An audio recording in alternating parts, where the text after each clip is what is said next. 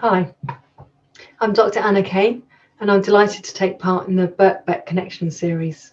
Thanks to the Occupational Psychology department for inviting me to share my research with you that ultimately resulted in the EDDI model and enhancing my work in training and coaching people in authentic confidence.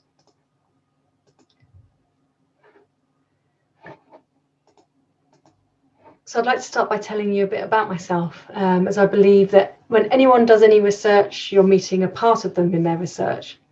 So here's a bit of context for you. I completed my Professional Doctorate in Occupational and Business Psychology from Kingston University in 2018, and my programme of work is entitled Self-Confidence at Work, Understanding and Developing the Construct. I've been a chartered occupational psychologist for about 15 years, working with private, public and third sector organisations, and I live in Brighton and currently coach and train people around the world. So I'd like to get started by talking through the zest of authentic confidence. Why is self-confidence important in the workplace? Well, confidence has a lot to account for. It motivates us. Take yourself back to a time when you were feeling confident about a piece of work. You were probably raring to get on with it, and then consider another piece of work that you weren't feeling confident about. You probably found a number of ways to avoid it, to delay it, or even get someone else to do it. So there's no escaping the idea that self-confidence improves and enhances performance. The research shows an associated 28% gain in performance, and there's also a strong link between self-confidence and leadership success. So leaders can use an understanding of self-confidence and how it develops to manage their own performance and that of those they lead.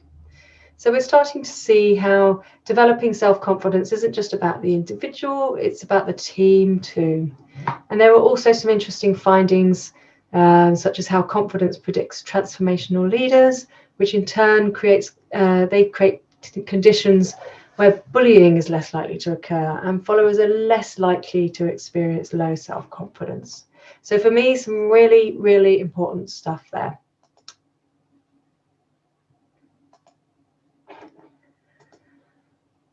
And so they're not the only elements of the importance of self-confidence. We've got some more.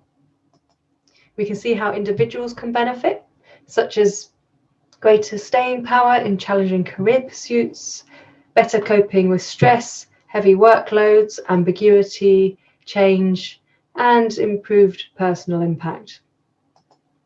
We can also see more about leaders here, how they're receptive to innovation and see reduced employee turnover. Self-confident individuals are more likely to share complex knowledge, to feel more motivated to do training and have greater efficacy, more likely to feel they'll succeed. And there are other benefits too, such as challenging the status quo, improving existing practices and adding new elements and functions, greater initiative in occupational self-development and ideas to improve work processes, adapting new technologies, spotting and undertaking new opportunities, and the confidence to take on broader functions and work proactively. So, for the rest of the session, I'm going to share the research from my 2 doctoral papers that are due to be published this month in the International Coaching Psychology Review. And these were published in conjunction with Rachel Lewis and Joe Yarker. After that, I'll be answering a few questions which are presented by Joe Gray from the Birkbeck team. So for the rest of the I'm going to, all right, this has confused me already. So this woman here on this slide, she represents how I felt when I started my professional doctorate. The confusion that surrounds self-efficacy, self-esteem and self-confidence felt strong. I found the literature confusing, and so I'm going to demonstrate to you why. So when I read the literature, I found some statements to this effect. So self-esteem is generally defined as the evaluative dimension of the self-concept. Self-esteem can be global or specific. And general self-esteem and self-efficacy are conceptually different, but the distinction is practically insignificant. Some authors believe self-esteem is composed of self-confidence, whereas others feel that self-esteem is associated with or gives confidence. And others categorically state that self-confidence is not self-esteem. So, can you see my confusion? So this led to the SLR. So confidence is a hot topic for coaching. And so one of the purposes of the systematic review was to identify and evaluate measures of self-confidence suitable for use in coaching. And in doing so, we were able to understand the empirical and conceptual overlap between self-confidence, self-efficacy, and self-esteem. We reviewed measures of self-confidence, including self-esteem and self-efficacy, which were designed for the adult population and potentially relevant for use in coaching. And finally, to take a more rigorous approach through adopting a systematic process and inclusion of a quality review. So let me talk to you a bit about our methodology. So the review protocol and search terms were arrived at during an advisory process, which was a series of iterative discussions and a preliminary review of the literature by myself and the Good Advisory panel. The advisory panel was made up of 2 psychologists, both with academic and practitioner experience. So we set about the conceptual review, examining the operationalization of self-confidence, and a methodological review examining the psychometric properties of the scales using an adaptation of a framework by Pangallo et al. 2015. The research terms are in yellow: self-confidence, self-efficacy, and self-esteem, and measure, scale, assessment, questionnaire. So 2 systematic searches were conducted, both academic peer-reviewed material and grey literature. And we yielded just under 14,000 papers, and the sifting resulted in 15 papers for review. So 15 papers that contained a measure or scale or assessment or questionnaire of self-confidence, self-efficacy, or self-esteem. So each paper had a measure in it. So the conceptual review, what did we find? So here you can see the outcome of the conceptual review.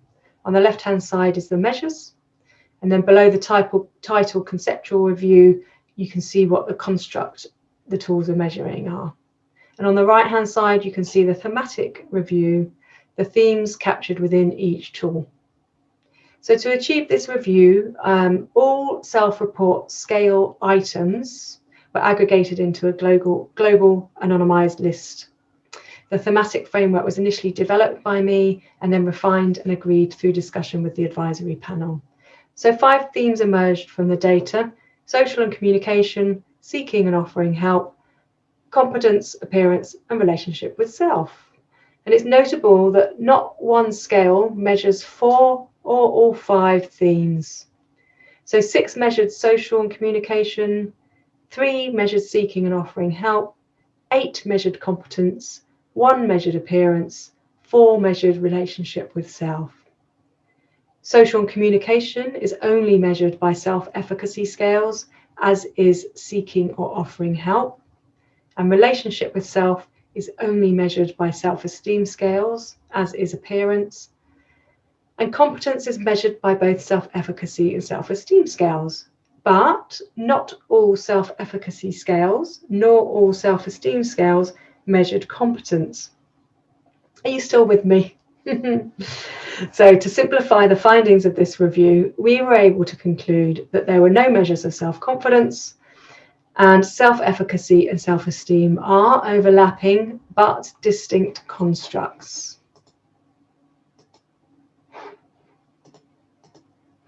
So another table for you. This time the results from the methodological review are presented here. So myself and a member of the advisory panel reviewed the 15 papers independently by following the pre-agreed assessment criteria. Skinner's validity of evidence framework was used in combination with an established empirical set of guidelines to determine the specific criteria cutoffs. So that's Pangello et al. 2015. So each scale was assessed against 6 criteria and awarded points using a 3-point rating scale. So this is an approach adopted elsewhere. So only 3 scales indicated systematic construct development. This is the theory formulation. 13 scales demonstrated strong internal consistency.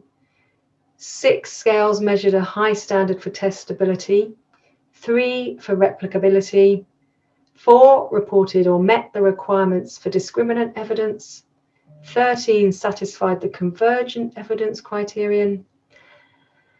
And taking this all into account, 6 of the 15 scales scored sufficiently to demonstrate acceptable psychometric properties.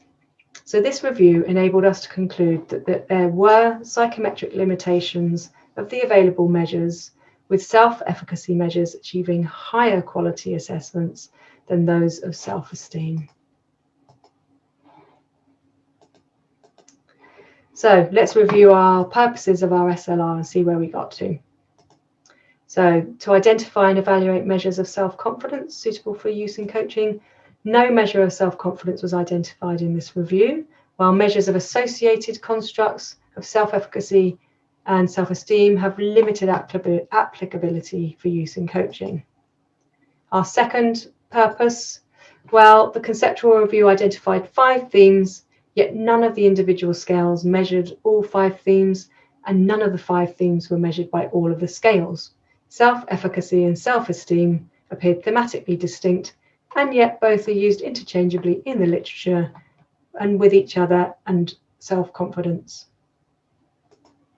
Our third purpose, so we found that the methodological review shone a light on the psychometric limitations of the available measures, with self-efficacy measures achieving higher quality of assessments than those of self-esteem. And finally, we took a more rigorous quality assessment criteria, and Skinner and Pangello are but what's behind that. Okay, so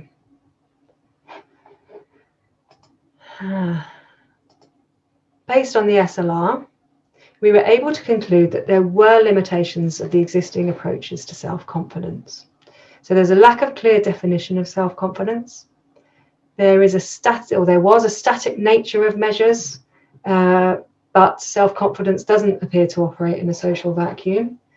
Cognitive and motivational aspects prevail, whilst embodiment and physiological factors were largely overlooked in existing approaches, and they paid too little attention to diversity of participants. So we set about designing a methodology that would help us overcome some of these limitations. We purposefully chose our participants to ensure full representation. We did 27 interviews with women, men, and non-binary participants. And we chose participants from a range of ethnicities, sexualities, from socioeconomic statuses, ages, professions, and industries. We used an embodied interview approach throughout, and we gave consideration to vulnerable participants. Finally, thematic analysis was conducted, and this incorporated promiscuous analysis. That's Childers, if you want to look that up. So the research enabled us to develop the embodied, dynamic, and inclusive model self-confidence. So let's have a look at this, what sits at the heart of the EDDI model. So the components. So these are competence, connectedness, and authenticity. So this is what's at the heart of self-confidence. And then the EDDI model is unique in that it identifies the role that mindset plays. So mindset is like the lens on confidence. It can enhance it or it can depreciate it. And you can see here that an enhancing mindset is around having balanced perspective, sense of control, positivity of thought, and growth and learning mindset.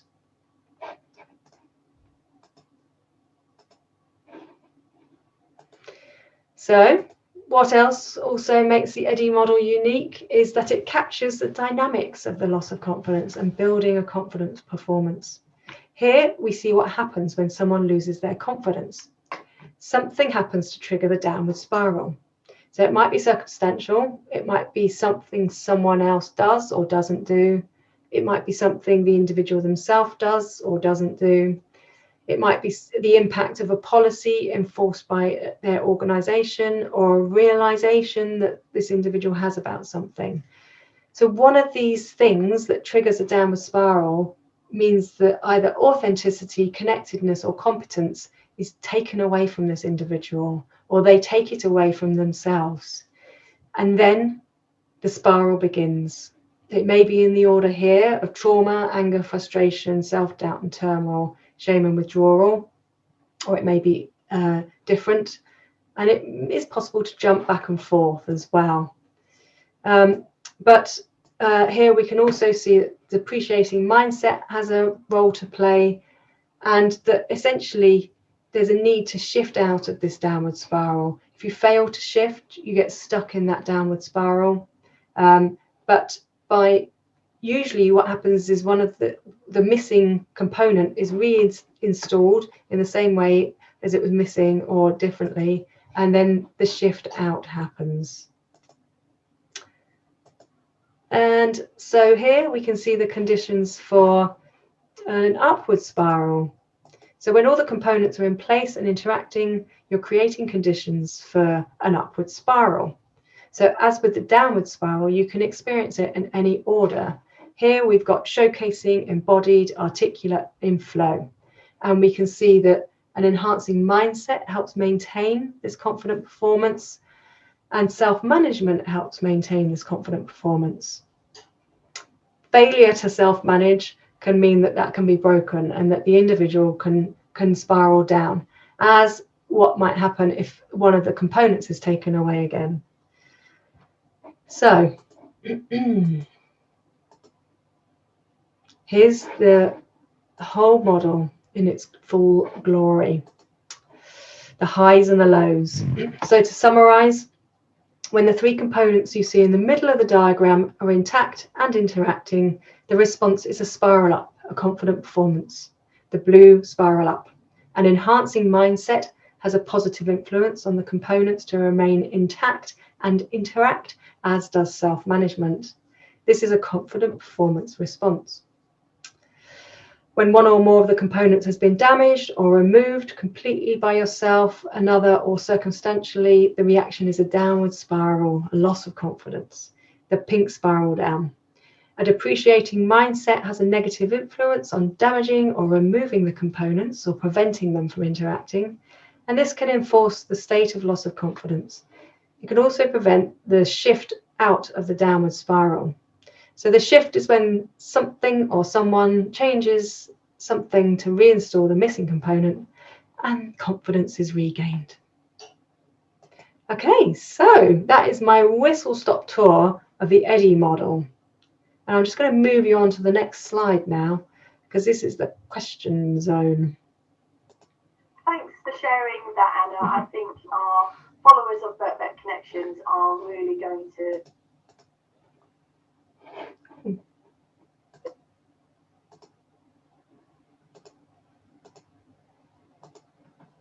Let's start Joe again.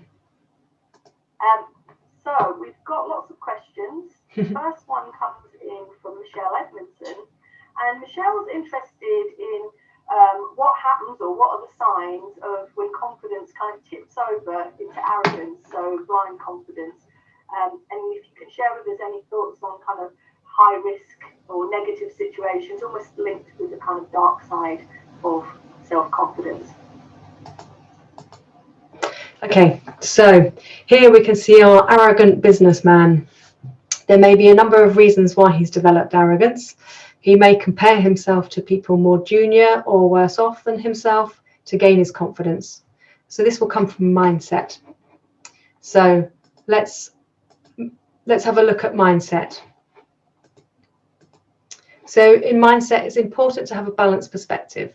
So upwards comparisons with people more experienced, senior or capable can lead you to frequently feeling inadequate. Whereas downward comparisons with people less experienced, junior or capable can lead to people relying on others being worse off than themselves to make themselves feel better. And this can potentially lead to arrogance because we're constantly looking down on people and seeing people's flaws and inadequacies.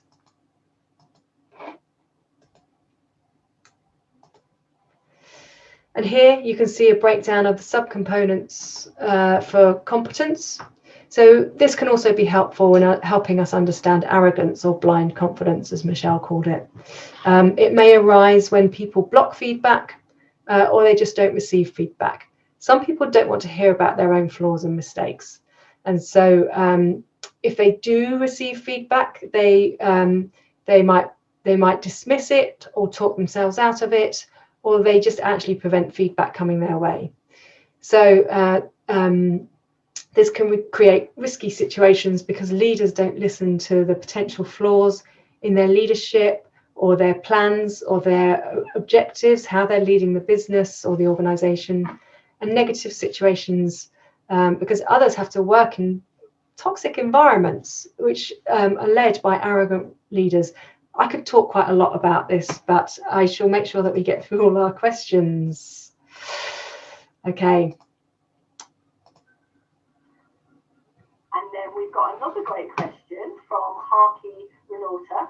And Harky's interested to know how managers can best support employees in growing confidence. So, we hear lots of statements about, how people aren't very confident, and those statements aren't really particularly helpful. So how can managers really tailor their approach with their direct reports to build self-confidence in a really positive way? Great.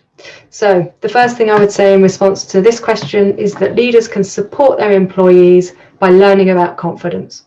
Firstly, for themselves, remember that confident leaders are more likely to be transformational leaders, which in turn creates conditions where bullying is less likely to arise. So statements and observations of low confidence can be unhelpful. They can verge on bullying depending on the individual and how it's delivered. So the connectedness component is useful here for us as well. So we can see the breakdown and you can see the subcomponents support. So this might come in a variety of ways from the manager to the individual, such as giving opportunities to contribute to discussions, having their staff's backs, so protecting their staff when they need to, finding ways to help them recover from difficult moments, believing in them, being empathetic, being compassionate, validating the individual, their ideas, exchanging ideas, sharing experience. So lots of ways in which leaders can be supportive. Let's move on to the next question. And we've got another great question from Nikki Hemmings. So Nikki is interested in the how, the where and the when, and how this can be applied to organisational systems, and any examples for kind of an individual level, and if you can share any thoughts on kind of interventions, that would be really helpful based on your model. Okay, so the model can be applied in numerous ways. Firstly, I use the model in one-to-one coaching with individuals. It can also be used in group coaching, and I have a set of online resources that are available to support coaching clients, so that the coaching is not just the actual conversations, it happens in the background with people engaging with the resources. I also offer this as an online program for people to engage in personal development that's either self-led or as part of a learning set or a learning pair. And then also organisationally wise, an example is an organisation using the programme as a development tool for individuals who want to apply for promotion. So in order to satisfy the organisation that they are ready for senior leadership, they go through a series of learning programs and demonstrate that through their appraisals that they're ready for to apply for promotion. And part of that process would be completing a program in authentic confidence, so that they learn confidence for themselves, but also how to support it for their teams. And the program can also be used as a support tool for developing diverse and inclusive organisations. So there's more, but there's some good examples to get you going. In the connectedness component, we can see the subcomponent sense of belonging. So ensuring staff feel a sense of belonging to their teams, departments and organisations is critical for organisations who want to achieve their D&I agenda. So training leaders in authentic confidence helps them to understand the impact of non-inclusive behaviour, and it also creates a framework by which leaders can start to have constructive conversations about inclusion.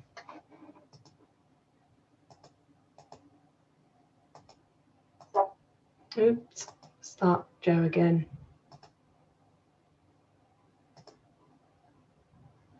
We've also got a question here from Noosh Nahabidian, and Noosh's question is around how confidence interacts with other constructs within organisational psychology. So she's most interested in how it interacts with burnout and exhaustion, and maybe with a well-being lens. So that would be really interesting if you could tell us a bit more about that. And our last question is from Caroline Katz, and is also super interested about the topic, and she's interested in the role of resilience in self-confidence. So it kind of touches on some of the things that Noosh was talking around well-being. Obviously lots of articles around resilience during the pandemic, and just wondering whether there's, whether within your evidence, whether there's more you can share with us on self-confidence and how we emerge coming out of the crisis. Okay, great. So the short answer to both of these questions is that I think there is a link between self-confidence and both well-being and resilience. And I'm exploring that in a pilot I'm running at the moment with a central government department. So watch this space for more on that. In terms of just looking at the model, a bit of insight into one of the reasons that I think it's linked. Here are the subcomponents for the component authenticity. So for some people, their values aren't aligned with their work. This can be exhausting. It can contribute to burnout or exhaustion. In terms of the pandemic, for 50% of the population working from home, some people are facing blurred boundaries. So they're both mum and managing director, or dad and department head. So this might lead to them feeling that they can't really fully be themselves as mum or as managing director due to jumping back and forth between homeschooling and doing performance reviews with their senior leaders. So again, this can impact well-being and resilience. Okay, and I managed to skip a question, so I'm going to go back and we've got a little tiny bit of time left for that. So excuse me, skipping through my slides. This is it here.